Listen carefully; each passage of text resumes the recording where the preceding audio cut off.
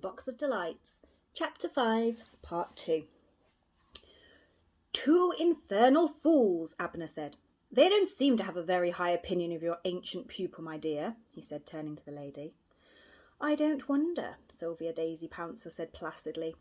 "He was a child for whom I had the utmost detestation and contempt, a thoroughly morbid, dreamy, idle muff, with a low instinct for the turf, which will be his undoing later in life." "Well now," Abner said, "the question resolves itself into this. What did that man do with the box when those fellows let him get past them at Seeking's house?" "I felt too late," his wife replied, "that we ought to have been there and not trusted it to those people. However, it is too late now to cry over the spilt milk." "It's not too late to make the spillers cry," Abner said angrily. "Of all the blithering fools, he got right away under their noses." "As for Cole," Sylvia Daisy Pouncer replied sweetly, "if he hid the box, he must have done one of two things. Either hidden it on one of the bookshelves in the study at Seeking's, there are old books there, hardly ever disturbed, or possibly in the old cupboard in the hall there under the stairs. He did not go upstairs, that I know. I have been over to Seeking's in the last 20 minutes and talked to two of the little girls. They told me everything. Cole gave a marvellous conjuring performance and did not leave the library until the Tatchester choir interrupted the party.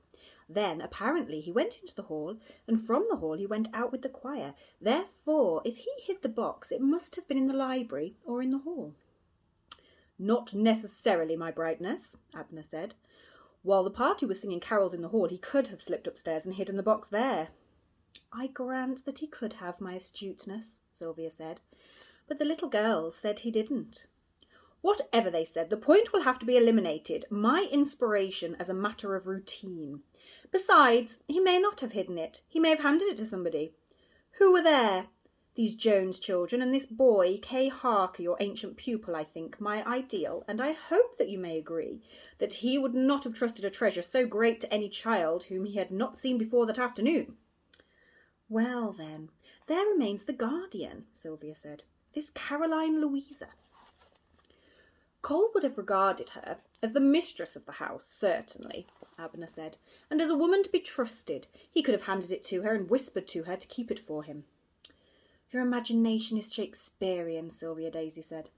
"Therefore," Abner said, "we shall have to take steps about Madame Caroline Louisa." "May a weak woman make a suggestion, my star-like Abner?" Sylvia said. "Is it not more likely that he handed it to the bishop, the precentor, the archdeacon, or one of the canons? You see, he was really in luck. There he was, unexpectedly, in the midst of the most respectable company in the country, every one of which would be trusted to any amount." "It is only too likely, my empress, and whichever of the cathedral staff had it would have called in all the others, and they'd have put the box in the cathedral treasure vaults. And you know what kind of vaults those are. Guy Fawkes and his powder wouldn't get through those. That's where the box is now, depend upon it." "My dear," his wife said, "I think you look a little too much on the gloomy side of things. At this time, so near to Christmas, the whole cathedral staff is working overtime and normal procedures are in abeyance. I think it very likely that the bishop, or whoever it was, put the box into a drawer in his dressing table among his collars and his handkerchiefs and thought no more about it." Abner shook his head. "My priceless pearl," he said, "my blue and yellow sapphire, if I may call you so. I wish I could think it, but if Cole didn't hide it, he gave it to someone. That's sure. That's the first point to settle, and our routine will still find out which—" "Will you ask the boy?" Sylvia asked, making a sign with her hand. "I can't wait till I get home," he answered. "With luck we ought to know before then. Look here, Sylvia, I'm tempted to get rid of Charles with his infernal ha-ha-what." "Oh no, my emerald," she said. "He's one of our most precious workers. Get rid of Charles? Never. Whatever for?" "He was specially charged to nobble and scrobble Cole," Abner said. "He let Cole go right past him with the goods on him, with his Toby dog in his pocket and the Punch and Judy show on his shoulder. Could a prize imbecile have been blinder or sillier, I ask you?" "My Abner," Sylvia said, "you are unjust to our Charles. The terrier may have been in Cole's pocket. Many terriers are very small. No doubt the show was also folded up very tight and not to be seen. Of course it was. How unjust of you to blame poor Charles.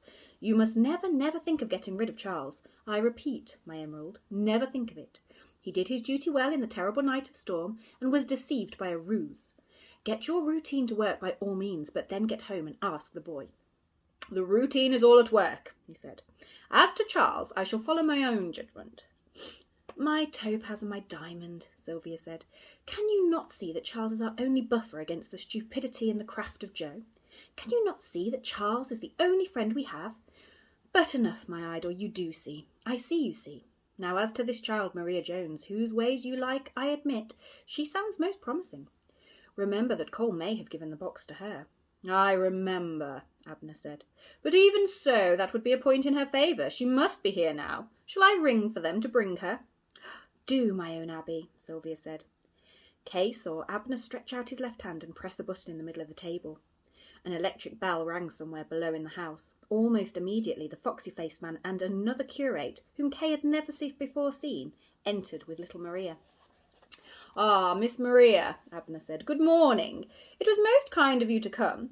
Someone was saying that you were very much interested in stained glass. We were making up a little party to go over to St. Griswold's this morning, looking up at the glass and being back at Seeking's before tea. Would you care to come along? Oh, by the way, you haven't been introduced. This lady is Mrs. Brown. Oh, Maria said, nodding at Mrs. Brown. It's rather a mouldy lot of glass, isn't it, at St. Griswold's? In the main church, yes, the foxy man said. But in the lady chapel... It's a pretty mouldy thing, English glass, if you ask me, Maria said. Well, I think you will find this isn't English glass, the foxy-faced man said.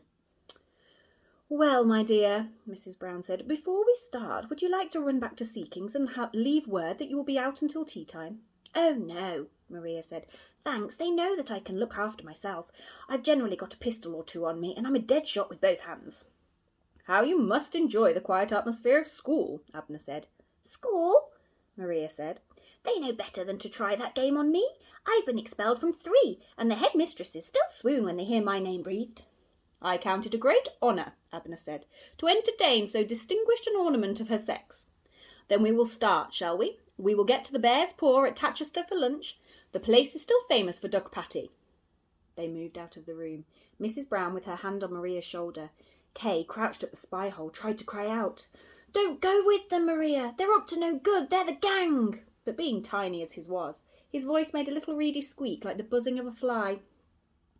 Back now, he said to the mouse. Back now to Seeking's as fast as ever we can go. At this instant, round the corner of the corridor came a party of the wolves of the Gulf. They had been drinking more rum since Kay had passed them, and they were pot valiant, swinging lightened lanterns in their left hands and brandishing cutlasses in their right. Kay heard one of them say, There are their footsteps in the dust, 2 of them, the mouse and the other, and we'll grind their bones to make our bread. Yes, another said, we'll cut 'em into little collops. There they are. Where, said another, I'll eat their livers fried. Kay saw their gleaming teeth, their red eyes, and their flashing cutlass edges. Give me your hand, mouse, he said. Quickly he caught the mouse's hand, and with his other hand twiddled the knob on the magic box that he might go swiftly and instantly. The 2 of them were plucked up into the air and whirled past the wolves of the Gulf back to the Seekings. Kay, Susan was saying from the other side of the door, do you know where Jemima is? No, he said. What do you want Jemima for? Well, she said, I was out in the street buying Christmas presents, and Maria got into a car with some total strangers at the Rupert's Arms, and she's gone off with them. And she knows she is absolutely forbidden to get into cars with total strangers. What sort of car was it? Peter asked. Oh, it was big, rather old dark car. I didn't like the look of the strangers at all. The 2 of them were dressed like curates. I expect it will all be all right, Kay said. He did not think it would be all right. He was very much worried and wished that Caroline Louisa was there. As he went downstairs, Ellen met him. Oh, Master Kay, she said, I didn't hear you come in. There has been a message from your guardian. She'll be here tonight by the 8:07, she says, while you're all at Tatchester at the Punch and Judy show.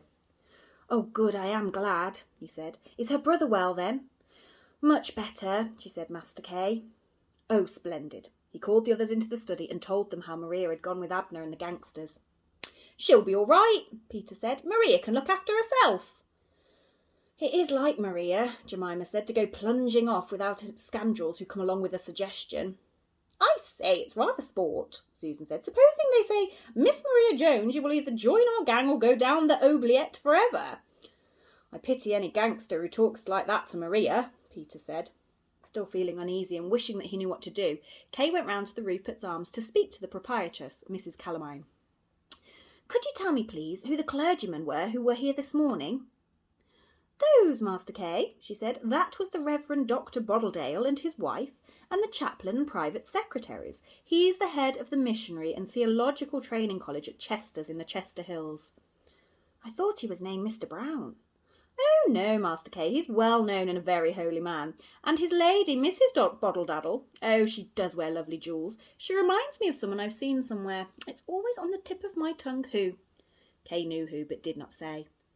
By this time, a steady warm rain had set in from the west, and it was too wet for the children to play outdoors after lunch. Kay thought, "If Maria does not come back by dark, I'll go to the police about her, though somehow I don't think the inspector will be much help in the business." The darkness came before 4 o'clock that evening, and Maria had not returned. Kay slipped round to the inspector of the police and told his story and his suspicions. "Have no fears, Master Kay," the inspector said. "The Reverend Dr. Bottledale is a pillar of the church and respectability. I've sung in the glee club with him time and time again. A very sweet tenor, Master Kay. Now, depend upon it, Master Kay, you have come home, if I may say so, a little faint from the strain of learning. I often notice it in young fellows just back from school. Your young friend is in good hands, believe me, and she'll be back, you may be sure. Or, wait one moment, wasn't you to be tonight at the Punch and Judy show at Tatchester Palace?" "Yes," Kay said, "I was. We were just going to start." "And wasn't Miss Maria to be there?" the inspector said. "Well then, you say she's been to St. Griswold's to look at that old glass. Why should she come back all the way to Seekings? She'll have stopped in Tatchester, depend upon it, had tea there and gone on direct to the palace." "Oh, I hadn't thought of that," Kay said. "Of course, that's very likely to have happened." "Ah," the inspector said, "we in the law, Master Kay, we've got a maxim. It's the easy explanation that never occurs. You think all's battle, murder and sudden death, and all the time it's only a tyre getting a puncture. You get that good guardian of yours to see you can take a strong posset every night. But you young folks in this generation, you don't know what a posset is. Well, a posset," said the inspector, "is a jorum of hot milk, and in that hot milk you put a egg, and you put a spoonful of treacle, and you put a grating of nutmeg, and you stir 'em well up, and you get into bed, and then you take 'em down hot. And a posset like that, taken overnight, it will make a new man of you, Master Kay. Well now, you're all worn down with learning." Kay thanked him and hurried back to Seekings, where all the children were clamouring for him to buck up, or they would be late for the Punch and Judy show. "It's all right," Kay said. "We shall be in lots of time, and it's not much of a run to Tatchester, and there's a Roman road most of the way." They got into the car, and in spite of the slush upon the roads, they were soon at Tatchester Palace, where the bishop and his sister gave them a royal tea.